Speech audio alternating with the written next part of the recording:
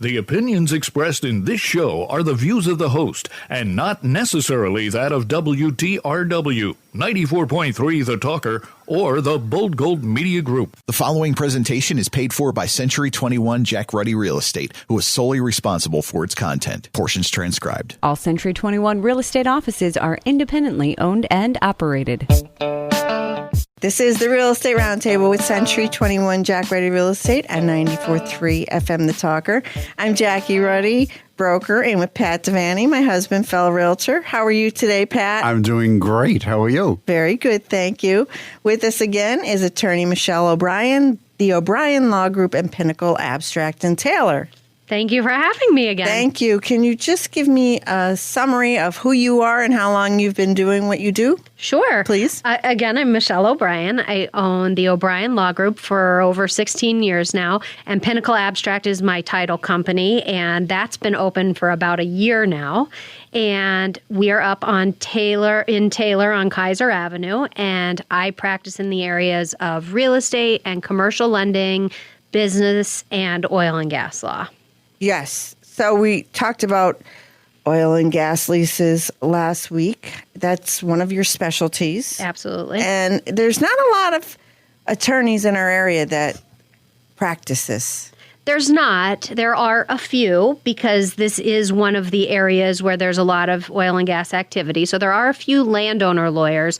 There's certainly more lawyers that represent the gas companies. It's easier to find a gas company lawyer than it is a landowner lawyer, but that is what I specialize in, is representing people who own oil and gas rights or are trying to buy oil and gas rights. So last week we ended the show talking about what should buyers be concerned with when they're purchasing a property with a gas lease in place. Yes. Okay. So we were talking about that you should get a water test, that would be something that would be important because there is a history of some water in northeastern Pennsylvania being contaminated by some drilling activities, not necessarily fracking, but drilling related. And so you want to make sure you have a water test. That would be my number one concern. Number two, I would get a copy of the gas lease so that you can see if activity is allowed on the property, on the surface of your property. So whether the lease is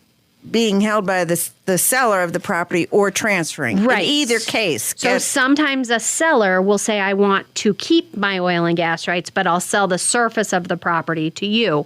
And if you are the buyer, or if you're getting the oil and gas rights or not, you do want to see a copy of the lease because you want to know what it says. Does it say that the gas company will indemnify you for any damages? Does it say that they're allowed to come on the property and do surface work like roads or drill a well site?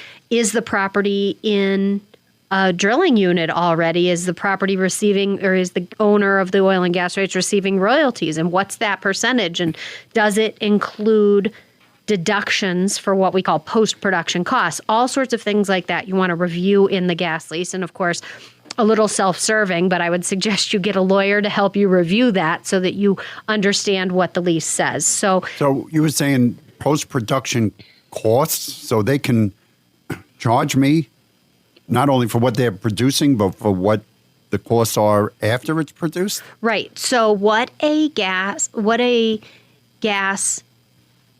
royalty actually is, how the landowner makes money on an oil and gas lease.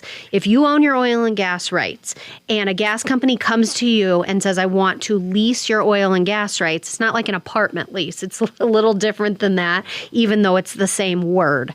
So they will pay you usually, not always, but sometimes, usually, a bonus up front, just like a signing bonus for signing the lease. And it's usually a per acre amount, $500 per acre. At the height, it was $57.50 an acre, $5,000 an acre.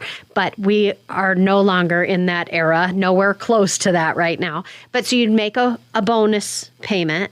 And then the other way, the long-term way you make money on an oil and gas lease is through what's called a royalty. So the gas company takes the gas out of the ground and they do all the things they need to do to it to make it marketable, and then they sell it to New York, New Jersey, anybody who's going to put gas into people's homes. And what they sell it for, you get a portion of that sale price, which is called your royalty. Now, when they take the gas out of the ground, they do have to do some things to it. Primarily, our gas is very pure in northeastern Pennsylvania, so there's not a lot they have to do to it. This is very different from Pittsburgh gas, so we're not talking about Pittsburgh gas right now. But they have to do very little to it. They have to do a little bit to it, but what they mostly have to do is transport the gas. So there are transportation costs. And if your lease allows post-production costs, they can charge the landowner a portion, their proportionate share of transportation costs. Now, at this point, we're, of course, 18 years into gas drilling in Pennsylvania. Most of the gas companies do not take post-production costs out, even if they are allowed to in their lease. And that's because we have had a lot of lawsuits about this. There's even been a statewide settlement by the Attorney General with Chesapeake landowners regarding post-production costs. I actually am one of the lead attorneys on a class action case that still remains from 2013. We've been working on it about post-production costs for Chesapeake royalty owners as well. And it's still trickling along. It's still alive. So that they can actually take those post-production costs, but it depends on the terms of the lease, and you have to look at the language in the lease to decide. The one other thing that we didn't talk about last week, but that I wanted to say, was that usually a gas company will not use the surface of the property without a surface use agreement if the surface owner is not the oil and gas owner. So if they are two different people or two different entities, the gas company will usually come to the surface owner and say, hey, we want to put a pipeline in. Hey, we want to put a road in. We want to put a compressor station on. Or we want to actually place the drill site on your property. And if the surface owner says no, it's not the end of the day for the gas company. The gas company, because of the technology, the drilling technology that we talked about last week, they can move the drill site to the neighbor's property because they can be flexible now that we have good drilling technology. So it's not the end of the day. Usually, landowners with a large piece of property might entertain being able to put a well site there because they might get a good surface payment and they also are guaranteed to be in the drilling unit that way as well. So there's a lot of considerations, certainly some considerations that would be landowner by landowner specific. I had one client who has a tree that, their great-great-grandfather planted and they didn't want the tree disturbed. So, they were really concerned about that, and we had to make sure we worked around that in the lease. So you want to know what the lease says in order to kind of address all of those issues. I'm in real estate, and I wouldn't dare try to understand those leases. Yeah. I would go to you, right? So yes. I would, but there's probably a lot of people that, especially in the beginning, 18 years ago, right, that didn't. That's right. And the one thing that people also get very confused about and call me all the time and say, my lease is expired, but I'm getting royalties. And I say, your lease isn't expired. And they said, well, it expired. It had only had a 5-year term. So when I say it's not like an apartment lease, it's not like an apartment lease. It says the term is 5 years, but that's what's called your primary term. What it also says in fine print. Not the fine print, but Back pages? The additional language after the 5 years. It says 5 years or for so long as the property is producing oil and gas. Dear. And what I tell people is it's 5 years or for as long as the gas company is using your property. Using could be anything. They could be preparing to drill. They could be reworking a well. They could be doing whatever, even though the royalties aren't being paid. So your lease automatically goes into that secondary term, and it may not be expired. If you're getting royalties, your lease is definitely not expired. Right. So I was going to ask, how long is a lease? But you can't answer that. It could be indefinite indefinite for us. So what the research shows, and of course the research is changing as they do more research, but sometimes what the last I've heard is that these wells, these Marcellus wells, could produce for 100 years. So it's really important that if you're getting a new oil and gas lease, it says what you want it to say. When I first started because those leases are going to affect generations to come. Your grandchildren are going to be subject to the terms of these leases. And the reason why that really hits home with me, and the reason why I realized it, was I had gone, when I very first started into oil and gas, I went to Oklahoma, to a landowners conference in Oklahoma, and started asking landowners, what do you wish your great-grandparents had done in these leases? And they said, that's exactly what I wish they knew. I wish they knew that those leases that they were negotiating then were going to affect us 50 years later. And so I always keep that in the back of my mind, that we have to think about future generations and things that might not affect us today, but are going to affect people 50 years from now. So can a landowner terminate a gas lease if drilling never begins? A landowner really can't terminate a gas lease, I would say. I've never seen it happen, but I suppose there could be extremely unique situations where they may be able to terminate. It really has to be according to the lease terms. If the lease has expired on its terms, very often, especially to clean up title in certain situations, they show up at the table and it has an oil and gas lease, but we know there's no well there. We know it's not in a drilling unit. A lot of times we go through the whole process of contacting the gas company and working with the gas company to get them to terminate the lease in the land record so that we can clean up the title. Because it really does become a question is that lease still valid or is it not still valid? So we like to get those terminated if we know that they are expired. Right. So you're saying the heirs are bound by that lease, even if... No, it very well may have expired, but you want to get it terminated before that gas company goes out of business. Uh-huh. Or they sell 3 times, because nobody's going to know that in that gas company who now owns the company from 3 years, 3 owners ago. So if the gas lease is still good. If the original landowner passes away, right, and they were in an active lease, it would go to their heirs. The lease goes with the property. Unless the seller reserves it to themselves, the lease goes with the property. The lease is property specific, not person specific. See, that's the difference between a property owner and tenant, right? Yes. And this. Yes, absolutely. So if you had an apartment lease, this is where people probably get mixed up. Yeah, if you have an apartment lease, that apartment lease has to be assigned to the new owner. If you have an apartment building and it has 5 units in it and somebody buys it, the seller has to assign, there's an assignment of lease signed at closing that transfers the security deposits and the leases to the new owner.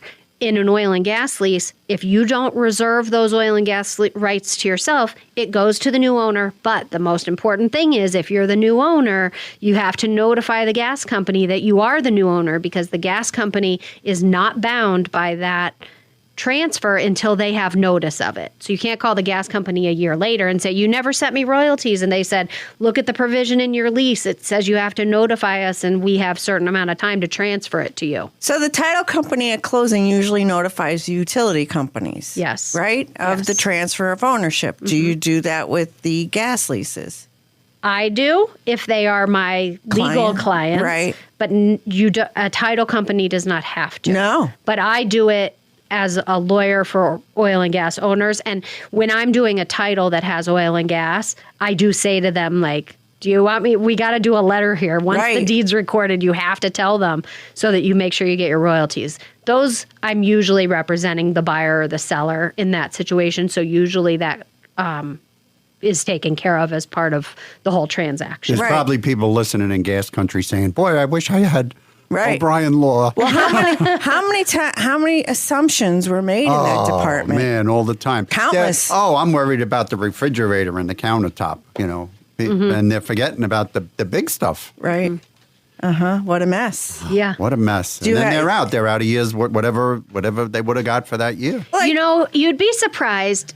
At least the people that I talk to are usually pretty diligent about making sure that everybody knows and that they're getting their income, especially if there's royalties already being paid. But how many times are you not involved? Who knows? Right? Hundreds and thousands, probably. Have you ever had to go in and clean up a mess? Well, I was going to ask that question. How many messes have you had to clean up? A lot of messes. A lot of messes. And unfortunately, gas drilling has brought a lot of family conflict that we never would have seen otherwise. Money. Yes. The money that gas drilling has brought to this area has also caused a lot of family fallout.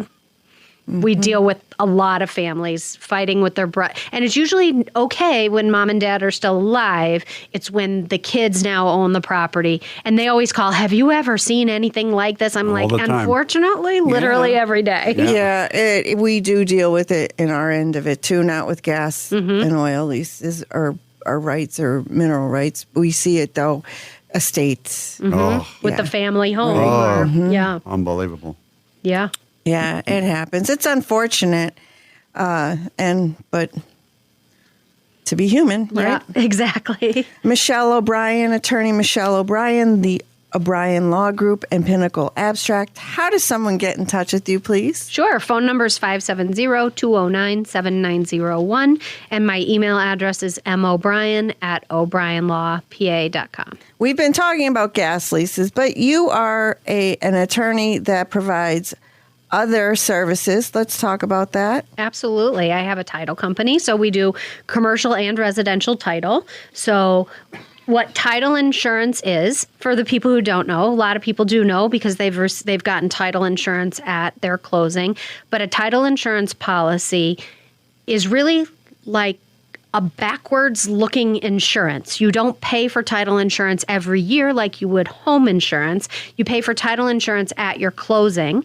And what that title insurance policy ensures is that you actually own the property that you just bought or that you are buying.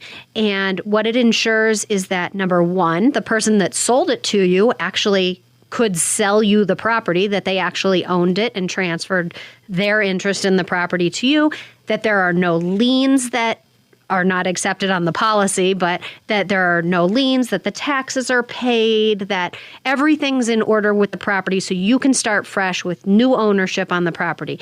Owner's policy, an owner's title insurance policy, you as the buyer do not have to buy title insurance. It is not a requirement. However, if you're getting a mortgage on the property or there is a lender, they do require title insurance 99% of the time to insure the lender. In that situation, your owner's policy is a minuscule dollar amount. And sometimes I'm talking $11, $13. It's not a lot of money to add your owner's policy on there. However, even if you don't have a lender or you don't have a mortgage that is requiring the title insurance, it is really, I would say, of course, again, self-serving, but I would say that getting a title insurance policy is really important. We've seen so many things come up in a title search and that could come up in the future that title insurance will cover for buyers of property, and it's a relatively small amount of money to pay for that peace of mind that you're actually getting the property you think you're getting. Very good. And how does someone get in touch with you, please? So the title company has the same phone number, 570-209-7901, and you can reach us by email at title@pinnacle-abstract.com, and Pinnacle is spelled Pinnacle. Thank you very much. We have a sponsor this week, Campus Jewelers. Looking to turn your gold, silver, or fine jewelry into top dollar? Head to Campus Jewelers.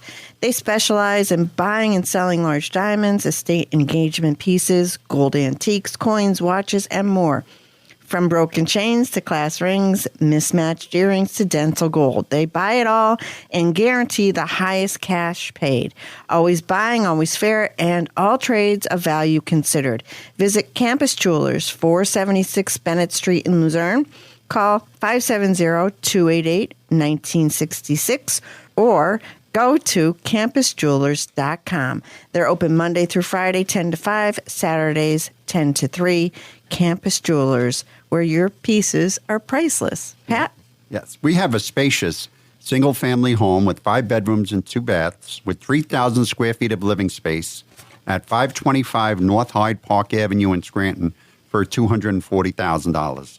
This home has a large eat-in kitchen, a first-floor office, covered front and rear porches, and this is my favorite part of the property. It's a very large garage with high ceilings, and it's got a large yard and low taxes of only $2,000 a year. That's a 5-bedroom, 2-bath home at 525 North Hyde Park Avenue in Scranton for $240,000, and that's listed by Karen Kashuba of our office. High ceilings? Are you thinking about like a lift? Oh, it would be. I don't want to say it, but that's what I saw in that. With the high ceiling. How did I know that? I don't know. I buy it. Check the zoning on that property. Let me think about this. I'm Jackie Ruddy, broker, and with Pat Devaney, my husband, fellow realtor. And we're back. With Michelle O'Brien, attorney Michelle O'Brien, the O'Brien Law Group, and Pinnacle Abstract. Talking about gas leases. Yep. All right. What should a landowner never sign in a gas lease without legal review? A gas lease. Yeah, a gas lease is a really the whole good lease, answer. the whole thing. That's a good answer. Seriously, it is a case-by-case basis. There are innumerable things. Some people are like, I just want to sign it. I just want you to tell me if the money's right, if it's what all my neighbors are getting. Some people want all sorts of terms and conditions. We put a lot. What I always tell my clients is you can't just look at the money. Sometimes the terms are really important. And so it depends. If you only own the oil and gas rights, there's not a lot of liability there, but we still have a lot of things that we really like to protect against. And more importantly, what I tell my clients is we should review it just so you know what it says. These gas leases are written in a way that you think it says one thing and it actually means another thing. So really, there's no one provision that I would say has to be in everyone's lease. I would say the no deductions paragraph, but sometimes when you look at the no post-production costs deductions paragraph, it looks like they're not allowed to take deductions, but in reality and according to the law, they really could. So it's really important to have that one. And we talked about that the first half of the show. Right. I would think that the lease, if I give you the lease benefits me. If I'm writing it, I'm not doing it to benefit you as but the it's customer. the money. That's the money. They waive the money, and people. Yeah. Then they can't see the trees through the forest. They get lost. And the one thing people, I think, do know now, but these leases are negotiable, but only to a point. They will walk away because, again, they have the technology to be able to drill around your property or just drill so that your property is just not included. We used to call that the donut hole. I haven't seen it in a while, but you'll have a drilling unit and there will be one piece in the middle that's not included in the unit, and they've just worked their way around it. Yeah. Mm-hmm. Okay, so are there hidden long-term consequences in gas leases that property owners don't fully understand until it's too late? Absolutely. Absolutely every day, and it is a case-by-case basis. You look like you've been waiting for that question. I know. And unfortunately, that's what people hate about lawyers, because the answer is always, it depends, but it really just depends. And like I was saying, when I went to Oklahoma, I said to these landowners, what do you wish the people who signed your gas lease knew 50 years ago? And they said, oh, there's so many things I wish they knew. And you know what? We aren't going to know what we don't know until it's too late. So 20, 50, 100 years from now, I don't expect maybe 100 years from now, but a long time from now, we very well may see something that comes up that those great-grandchildren say, I wish they'd put this in my lease, whether it's related to technology or a new, a drilling technique or some sort of fracking-related thing, or maybe something that replaces fracking. Who knows? Those kinds of things we can't anticipate. So we try our best to be as broad as possible. Well, hindsight's always 20/20, as I always say. But how many different companies have leases? So many. Okay. So are there certain companies that put certain? I mean, are you on to the companies and their language and what the fine print is, or the things that are missed? Is there's standards out there? In other states, I don't know how it works, but in Pennsylvania, when this first started, we called it the Wild West, because everybody was doing whatever they wanted to do. They were agreeing to whatever anybody came up with, and they would just sign leases because everybody was trying to sign up all the landowners. But they're a little more savvy now, and there have been a lot of consolidation in the oil and gas companies. So some companies have bought other companies, or they've merged, or they've sold, or whatever it is. And so that and them being able to look at each other's leases, and people going from one company to another, just changing employment, has kind of made the terms and the written paragraphs in the gas leases a little bit more consistent. So there are companies that are easier to deal with from time to time, but it really also depends on the people that work there. So some companies I have good relationships, and I know I can call them and say, hey, I have a new property. Are you guys interested? Or would you take this on this property? Or what kind of bonus would you offer? Or something like that. We can call those people. It's super easy. Although their lease may look very similar to another company, but at that company, it's hard to get a personal contact with somebody. So that, the company that I don't have a personal contact at is much harder to negotiate than the one where I can call them. And traditionally, they've been maybe a more difficult company to deal with, but at least we have a relationship where we can say, does this work for you or doesn't this work for you? And usually the gas company, this is what I also tell my landowners, is don't be afraid to tell them what your special interest is. If you have a tree that you don't want disturbed, if you use the property for hunting and you don't want them drilling during hunting season, if you have a house that you don't want them to drill near, you'd rather they drill in the back corner of the property, tell them that. They're not going to walk away until you know, based on a question or based on a special interest. We may just have to do a little more negotiating, but they're not going to walk away because you asked the question. Good to know. So how many pages are these leases? Probably between 4 and 8 pages, maybe, I'm thinking. Like, definitely less than 10. All right. That's good to know. Our agreements of sale, as you well know, are longer. Yes, they are. Okay.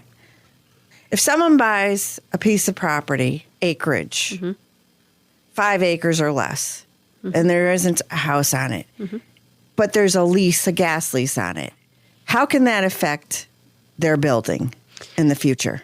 Right, absolutely. So usually there are not going to be a lot of restrictions, and a gas company is not going to, at least right now, the way technology is right now, they're not going to want to drill on that property. So I would say, it's still a case-by-case basis, but realistically, I think you're probably not looking at a drill site or a lot of surface activity there. All right, good to know. Attorney Michelle O'Brien, the O'Brien Law Group in Pinnacle Abstract. How does someone get in touch with you, please? Phone number is 570-209-7901, and my email address is mobrien@o'brienlawpa.com. Thank you. Would you come back next week? Absolutely. Thanks for having me. Okay. We have year-to-date Greater Scranton multi-list statistics for sold residential dwellings. The median list price, and this is all counties, year-to-date is $249,000. That's up 6%. The median sale price is $230,000. That is up 14.5%. Sold listings are almost equal to last year at this time, off by 0.2%. Pending listings up 3.5%. But I'm going to wait until the rates go down. Yeah, well, I don't know. You could do that, but I wouldn't. And active listings are up 4.5%. New listings that hit the market is up 2.5%. We welcome Naomi Grant. Naomi developed an early fascination with homes paired with a genuine passion for helping others. Naturally, that led her to a career in real estate. In every professional role she's had, one thing remained constant. Naomi thrived on making sure people's needs were met and their goals were achieved. Real estate allows her to bring together everything that she loves: creativity, problem solving, and human connection, while she guides others through one of life's most meaningful decisions. She's excited to bring energy, dedication, and a lifelong passion for homes into every client relationship. Call Naomi Grant. She can be reached at 570-862-7502. We're out of time. Thanks for joining the Real Estate Roundtable with Century 21 Jack Ruddy Real Estate. Remember, next Saturday at 11 a.m., Sunday at 11:30 a.m. on 94.3 The Talker.